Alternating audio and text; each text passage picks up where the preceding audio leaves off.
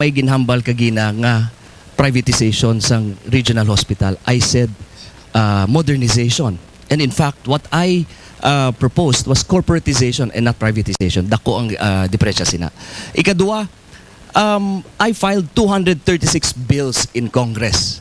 Ang iban dira nahimo na lay AFP o Armed Forces of the Philippines Modernization Act, ang kasambahay law, ang pagbakuna sa mga kabataan naton, ang PhilHealth Reform Law o Universal Health Insurance Coverage. Damo ko yung mga layi nga pwede naton mapabugal. Ikatatlo, ang ginahambal nila nga ang kay Nora Honor ang paghatag sang honor. Number one, grabe na gid ang ato ng mga mabatian sa mga news naton. Daw wala na kitay buwas damlag, daw ang hopes naton are getting dimmer. And I think everybody needs an inspiration para sa mga pumuluyo sa barangay, sa purok, makita naton nga damo gyapon idol o gina-idolize si Nora Honor.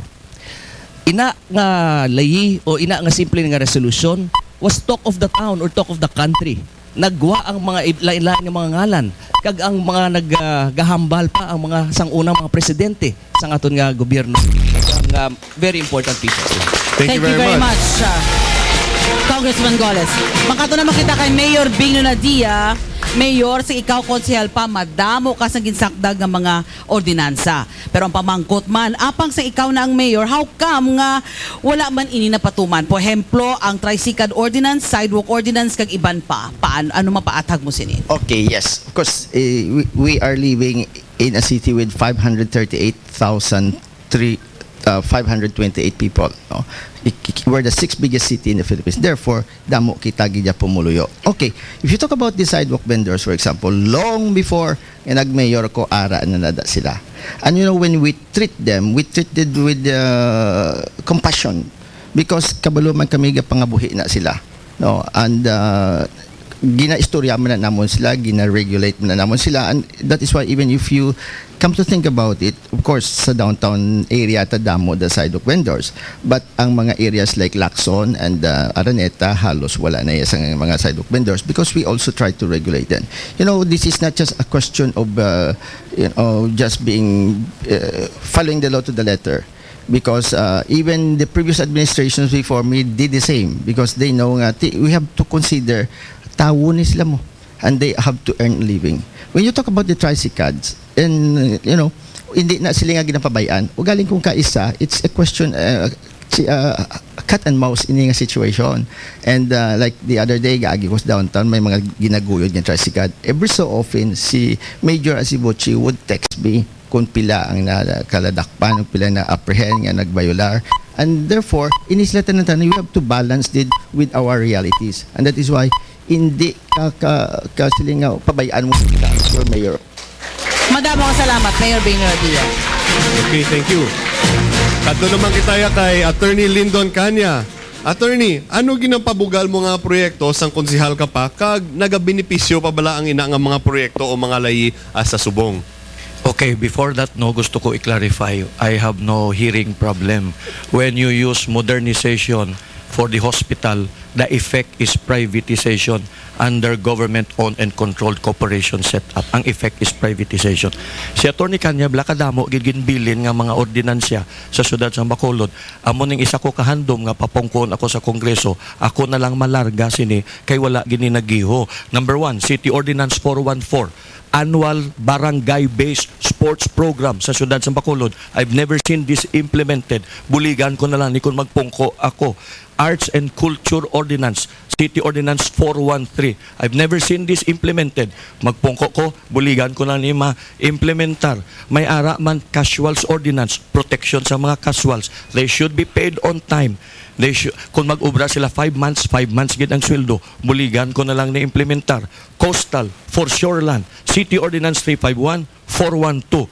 Ibuligan ang mga mangingisda. Magpungko ko, buligan ko na implementar. Barangay Workers Benefits Ordinance, City Ordinance 334. Kung magpungko ko, ilarga ko na lang ni making Alangilan the summer capital of Bacolod, City Ordinance 346. Kung magpungko ko, buligan ko lang nilarga. May ara pagit Katarungan Pambarangay Ordinance, Solid Waste Anti-Flooding Ordinance. Thank you very Attorney Lyndon Canya. Okay, partner, ikaw Go na. ahead. Kay Congressman Anthony Goles, hindi malikawan nga ibalas ang imo panguntra ang imo personal nga kabuhi. Lakip na diri ang mga alleged sex scandal. Sino ang ginalantaw mo nga yara sa likod sa siningatanan? Well, una sa tanan, ako na ang problema if you are a victim of your success, no? Ako ay isang congressman nga hipos lang ko yung mag-ubra. Sige lang ubra, sincero, gapanahog sa dalom, ga-deliver projects. Bilang isang congressman, 236 bills ang na-file ko. 4 billion pesos worth of infrastructure na nadala ko sa Bacolod. 2 times most outstanding congressman. Wala sila issue sa akon. Bisan pangawat, bisan ano, wala gid sila issue sa akon. Di mahimo na lang ang mga kontra ko sang issue, kay mabudlayan sila sa akon magkontra o mag-atubang kung wala issue ang isa ka gaubrama lang para sa serbisyo sang tanan. Sa akon niya, simple, mga kontra na. Halin pa sang una, sang nagligad nga eleksyon, damo sila ginhaboy nga mga issue sa akon nga wala gadulot. Palpak, subong tanawan naman nila ang sa sina nga paagi. May arag gani nagwa nga ang akon nga sex scandal upod si Maui Taylor kag si Katsa Sanchez. Kahuluya ang ginaobra nila. Pero sa akon niya, ga-pray malang ko sa mahala Ginoo, sa mga haboy sa akon because this makes me stronger as a public servant. Kag kabalo ko iya nga ang mga kontra naton nahadlok gid sa aton sa sini nga Mayo 2013. Thank you very much, Congressman Goles. So makadto naman kita kay Mayor Bing. Mayor Bing, ano ining gina-expose nila kuno nga tumang kadako sa mga donations nga gikan sa syudad nga wala pa maathag kung paano gingamit? Klaro na nga lapit na lang yung eleksyon. Because if you come to think about it, donations is in a generic sense. Dala na dang ginahatag ta ikola sa mga maestra. Ti unta-tunta na.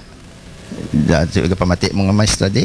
O adala na mga alawansin sa pulis, sa firemen, sa mga judges, sa fiscals, dala sa mga NGOs. No? And even Bacolod Chat, even the Mascara Festival nga ginahatag natin sa mga barangay ara na dira. And if you talk in terms of the 3 years, nga ginaligarin lang nga 250. And we have a budget of 1 billion a year.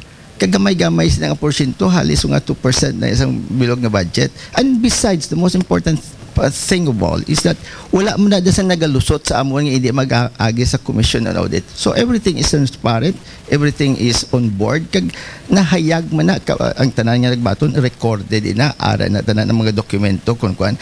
Ginakuan na nila, ginapaliso-liso lang na nila only because guro wala sila sang i-issue sa amon subong. Pero where donations are concerned, it is a necessity. Kinanlanon ginaan. That's precisely why we have accounts for donations.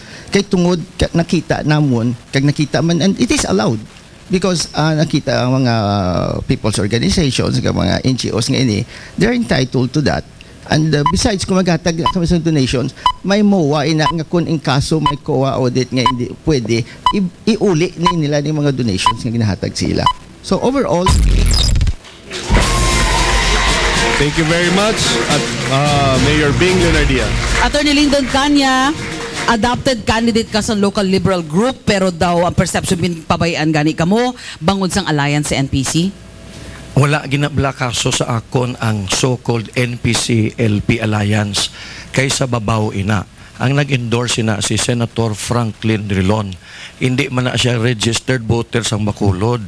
So, all endorsements coming from outside do not have any effect on me. Ang importante, ang ordinaryo nga pumuluyo, ang Liberal Party local, Bacolod City, ari diri sila subong sa ABS-CBN studio. Importante ang ila bulig. Liberal nga mangingisda, liberal nga women, liberal nga youth, liberal nga mga nanay, liberal nga mga tatay, liberal nga mga barangay captain, kagawad, mga ordinaryo nga pumuluyo nga liberal. They are very, very solid for me. At the end of the day, it's the people who will make me win by the grace of God. Salamat, Attorney Lyndon Canya. Okay. So, makadto naman kita subok kay Congressman Anthony Goles. Congressman, Do chimpo man isang imo administrasyon nga do kadamo sang bansaganay, no? Ang isa na dira kuno magluwas sa ginsampawan mo sang bricks ang sidewalks ng Dalan Lacson, ano pagid ang ulubrahon mo diri sa Bacolod? Well, una sa tanan, ang paghambal ko subong sa mga platforms, I would always refer back to ang ginatawag kong social cancer. Social cancer, importante ni makakas, kinanglan maguba, mapabulong, or else bilang isa ka syudad, basi madulang aton identity. And this should happen in the next 2 months ang pagkakasang cancer. Ikaduwa, paglagan ko, may platform ko, Hope for a Better Bacolod sang 2010. Sa 2013, gina-implement na naiya subong, wala ko may nabilin, ang aton nga plataforma subong is See and Feel the Better Bacolod. To see and feel the better Bacolod would mean, number 1, take out the cancer in the next 2 months. Kinanglan, kakson naton ang mga corrupt officials kag ang mga padula sang digdidad sang aton mga pumuluyo. Ikadua, kinanglan i-prepare naton ang aton syudad to receive more big businesses. Manufacturing is number 1.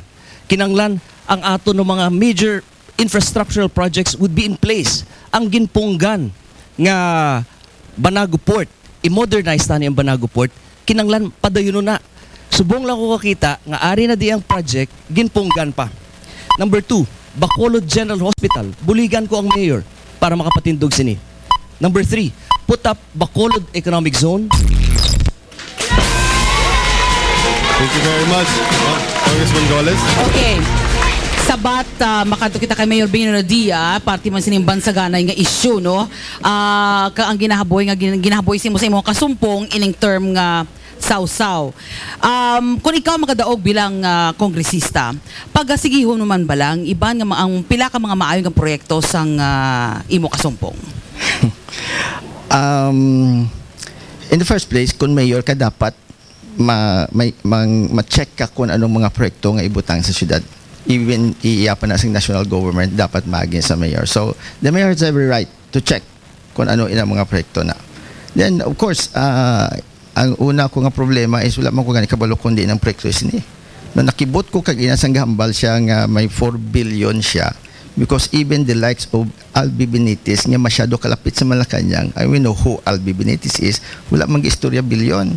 Then I am also confused because yesterday I was looking at documents which were ining sa Lacson Street bala nga sidewalk na da kadugay sinada kag nakakita mo ko sang signboard kung sino kuno ang tag-iya sina kung sino nga kay proyekto ina. It turned out nga gin-check ko sa documents iya ni Senator Coco Pimentel. Amo man sa samag no may ngalan buda sang isa ka politiko nga gin-check ko man ang dokumento hindi man na iya kundi iya ni Coco Pimentel. Then also sa Barangay 16 may mga projects da nga ara sa on the records of the DPWH iya ni Coco Pimentel. But of course in general whatever projects ang maayo sigihon ko. Pero kung ang projects daw alang-alang malang kundi utdon ko.